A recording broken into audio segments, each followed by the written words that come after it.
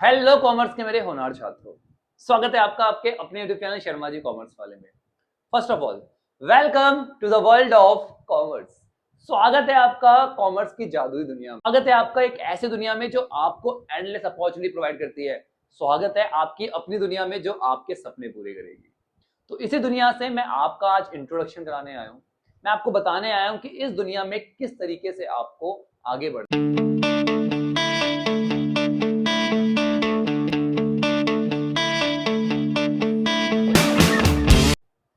अभी तक आप किस तरह के स्टूडेंट थे कोई फर्क नहीं पड़ता। आप एक टॉपर थे, एवरेज स्टूडेंट थे या फिर लटकते हुए पास हुए हो, कोई फर्क नहीं पड़ता। क्लास 11th में आकर वो भी कॉमर्स में सब बच्चे बराबर आ जाते हैं। सब इक्वल है। यहां से जो मेहनत करेगा वो बहुत आगे निकल जाएगा, वो अपने सपने पूरे कर लेगा, और जो मेहनत नहीं करेगा वो पीछे रह जाएगा। तो इट्स ए न्यू बिगनिंग, और इस शुरुआत में मैं आपके साथ हूं। तो बेटा it's a new beginning, new class, new subject and new opportunities. ठीक है ना, सब कुछ नया है। अभी तक क्या किया पीछे भूल जाओ। आज से मेहनत करना शुरू करो और अपने सपनों को पूरा करो। दूसरा, मैं चाहता हूं कि आप लोग वो गलतियां ना करो जो बाकी बच्चे करते आए हैं, जिसकी वजह से उन्हें प्रॉब्लम्स आती है। यार खुद गलती करके क्यों सीखना, दूसरों की गलतियां सीखेंगे ना। ठीक है, चलिए मैं आपको यहां पर एक रोड मैप बताने वाला हूं जो आपको हेल्प करेगा क्लास 11th में एक्सेल करने में, और आगे जितनी भी आपके क्लासेस है क्लास 12th में, उसके बाद आप सीयूटी देते हो या फिर जो भी आप कोर्स ऑप्ट करते हो उसमें भी। ठीक है बेटा, आपको एक रोड मैप प्रोवाइड करने वाला हूं। आपको बताने वाला हूं कि आपने जो गलतियां अभी तक क्लास 10th में की थी उन सबसे इस बार कैसे। सबसे पहले बात करते हैं उन सब्जेक्ट्स की जो आपको क्लास 11th में पढ़ने हैं। ठीक है, तो पहला सब्जेक्ट है बेटा आपका अकाउंटेंसी। बेटा ये आपका प्रैक्टिकल सब्जेक्ट है। ठीक है, इस सब्जेक्ट को समझते हैं। बेटा आप एक बिजनेस कर रहे हो, ठीक है।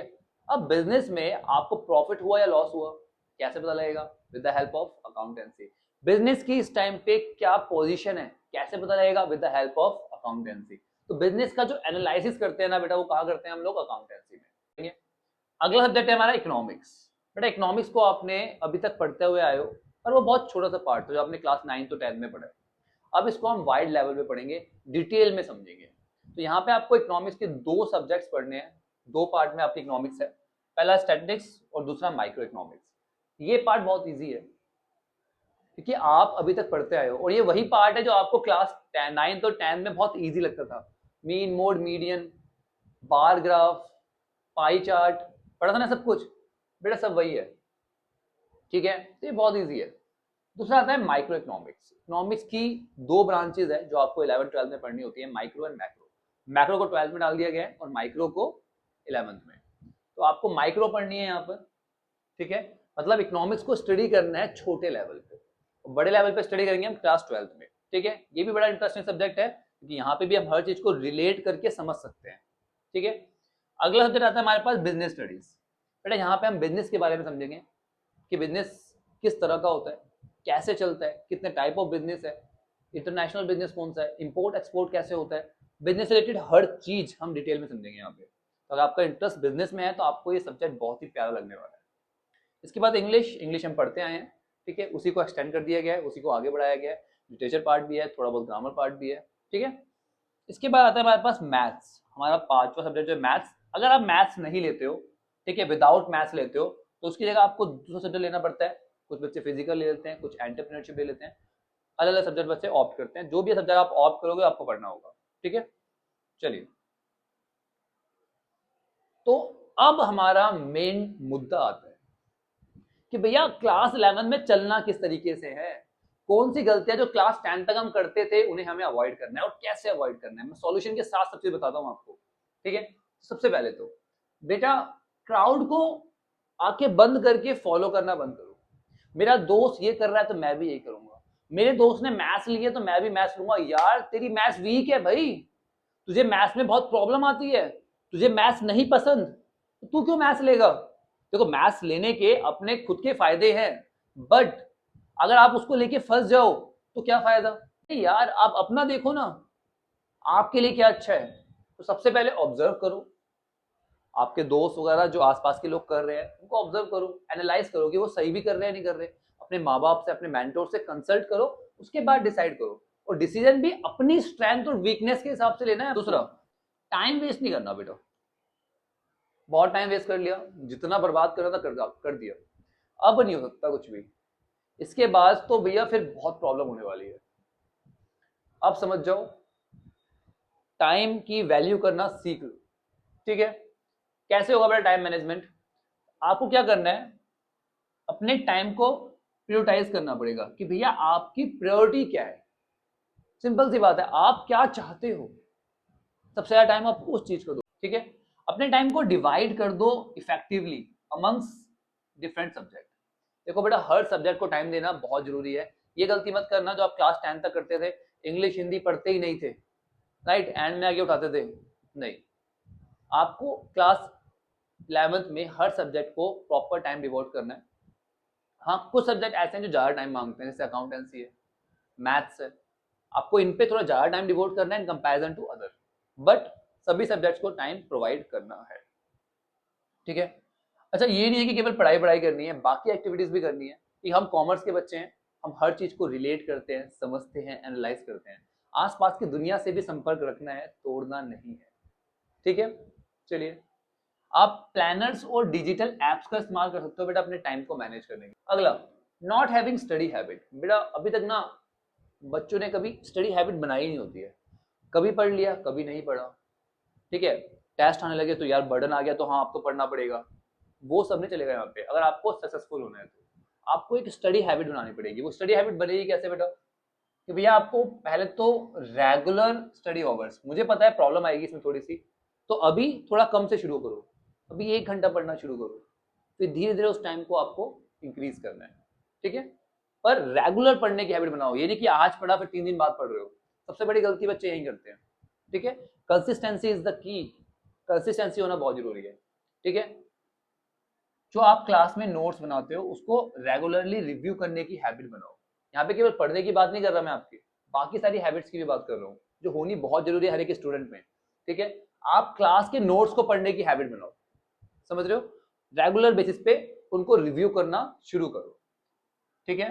पास्ट ईयर क्वेश्चंस अभी से, PYQ बहुत इंपॉर्टेंट होते हैं आपको अच्छे मार्क्स दिलाने के लिए। तो PYQ को स्टार्टिंग से ही प्रैक्टिस करना शुरू करो। आपने चैप्टर कंप्लीट कर लिया, ठीक है, आपने उसका बुक एक्सरसाइज कर ली, सब कुछ कर लिया, उसके बाद आप PYQs करो, सॉल्व करके देखो कहाँ आपको प्रॉब्लम आ रही है। तो PYQ बहुत इंपॉर्टेंट है, ध्यान रखना। स्टडी ग्रुप ज्वाइन करो बेटा, बहुत सारे बच्चे होते हैं जो ग्रुप में स्टडी करते हैं। ग्रुप में स्टडी करने के बहुत सारे बेनिफिट्स हैं बेटा, फायदे हैं ग्रुप में स्टडी करने के, बट नुकसान भी है। तो एक अच्छा ग्रुप आपको चूज करना है जो हमेशा मोटिवेट रहता है, आपको एंकरेज करे उनके साथ साथ आगे बढ़ने के लिए, ठीक है। चलिए, प्रोकास्टिनेट क्या मतलब होता है इसका? इसका मतलब होता है जो हम लोग हर चीज एंड पे छोड़ देते हैं ना, यार अभी नहीं एंड में देखेंगे। आप लोग क्या करते हो, जब बिल्कुल बर्डन आ जाता है ना कि अब तो एग्जाम आ गए हैं सर पे हैं, तब पढ़ना शुरू करते हो। ये गलती नहीं करनी, आज से अभी से पढ़ना शुरू करो, स्टार्टिंग से मेहनत करना शुरू करो, ठीक है। Don't leave anything for the last minute, कुछ भी आखिरी टाइम के लिए मत छोड़ो। क्रैम फॉर एग्जाम, आप लोग केवल एग्जाम के लिए पढ़ते थे, एग्जाम के लिए रट्टा मारना शुरू कर देते थे, बट कॉमर्स में ऐसा नहीं चलेगा। आपको हर चीज समझनी पड़ेगी, हर चीज ठीक से एनालाइज करके उसके कंसेप्ट का निचोड़ निकालना पड़ेगा, तब आप आगे बढ़ सकते हो कॉमर्स की लाइन में। पहली बात मेरे दिमाग में सेट कर लेना, क्योंकि आपको पता है क्लास 11-12 के मार्क्स तो वैसे ही मैटर नहीं कर रहे। अगर आपको एक अच्छा कॉलेज चाहिए तो आपको CUT जो एक एंट्रेंस एग्जाम है वो देना पड़ेगा आफ्टर 12th, और वहां पे सारे कंसेप्ट काम आएंगे। तो कंसेप्ट क्लियरिटी स्टार्टिंग से करना शुरू कर दो, ठीक है, वो मस्ट है। कंसेप्ट इज की, एवरी सिंगल कंसेप्ट क्लियर करने की हैबिट डालो। क्यों की हैबिट डालो, पूछने की हैबिट डालो, अपने टीचर से अपने मेंटर से पूछो सर इसका रीजन क्या है, ठीक है, मुझसे पूछो। चलिए, स्ट्रगलिंग इन साइलेंस सबसे बड़ी प्रॉब्लम है। आपको समझ में नहीं आ रहा तो प्रिटेंड मत करो कि समझ में आ रहा है। आपके टीचर को कैसे पता लगेगा समझ में नहीं आ रहा? तो बोलो सर नहीं समझ में आया, दोबारा समझाइए, वो आपको हेल्प करने के लिए तो है, ठीक है। डोंट प्रिटेंड टू अंडरस्टैंड, समझ में आ रही है बात? प्रिटेंड मत करो कि आपको सब कुछ समझ में आ रहा है। सीक हेल्प व्हेन नीडेड, जब भी आपको हेल्प चाहिए मांगो हेल्प। हेल्प मांगने से आप छोटे नहीं हो जाओगे। जो पूछता है वो एक बार पागल बनता है, और जो नहीं पूछता वो जिंदगी भर पागल बनता है। ध्यान रखना इस बात को, इसलिए पूछने की हैबिट डालो। ठीक है, टीचर की हेल्प लो, फ्रेंड्स की हेल्प लो, ऑनलाइन सोर्स, अगर आप मुझसे पढ़ते हो आगे तो मेरी हेल्प लो, मैं आपके लिए हमेशा अवेलेबल हूँ।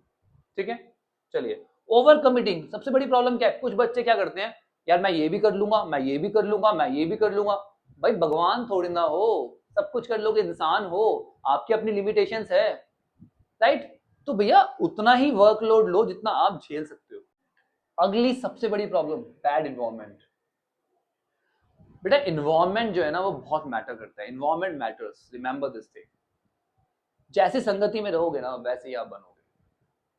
क्लास 10 तक आपने जैसे भी दोस्त बनाए हैं कोई फर्क नहीं पड़ता, सब भूल जाओ। बट अब अपने आप को ऐसे लोगों से सराउंड करो जो एंगेजिंग है, जो मोटिवेटेड है, जिनका कुछ गोल है लाइफ में, कि उनके साथ रहोगे तभी आप आगे बढ़ पाओगे, तभी आप सक्सेसफुल हो पाओगे, क्योंकि सक्सेसफुल लोगों के साथ रहने से ही सक्सेस मिलती है। अरे बस समझ में, इन्वायरमेंट मैटर्स, अच्छा इन्वायरमेंट बनाओ। दूसरा, रॉन्ग स्टडी मेटेरियल। बच्चे पूरी क्लास 11 निकाल देते हैं, उन्हें पता ही नहीं कि कहाँ से पढ़ना था सही तरीके से। कभी जहां से जो नोट्स मिले उससे पढ़ लिया, ठीक है, कभी जो बुक मिली आपके जो टीचर ने लगा दी वही लगा ली, ठीक है, जैसा चला वैसे चला दिया काम। कभी किसी दोस्त के नोट्स ले लिए, नहीं चलेगा ऐसे। आपको पता होना चाहिए कि आपको कहाँ से पढ़ना है, और आपको पूरे साल वही स्टडी मटेरियल यूज करना है। अरे बस समझ में, तभी आप सही से स्टडी कर पाओगे। तो मतलब आपको स्टडी मटेरियल चूज करना है आपके करिकुलम के हिसाब से। मैं बताऊंगा, अलग से वीडियो बनाने वाला हूँ इसके ऊपर में, ठीक है, कि आपको कौन कौन सी बुक्स लेनी है, किस तरीके से पढ़ना है, किस तरीके से नोट्स बनाने हैं, everything. Demotivation, stress and depression. बच्चे ना क्लास 11 में आके इसका भी शिकार हो जाते हैं। रीजन क्या है?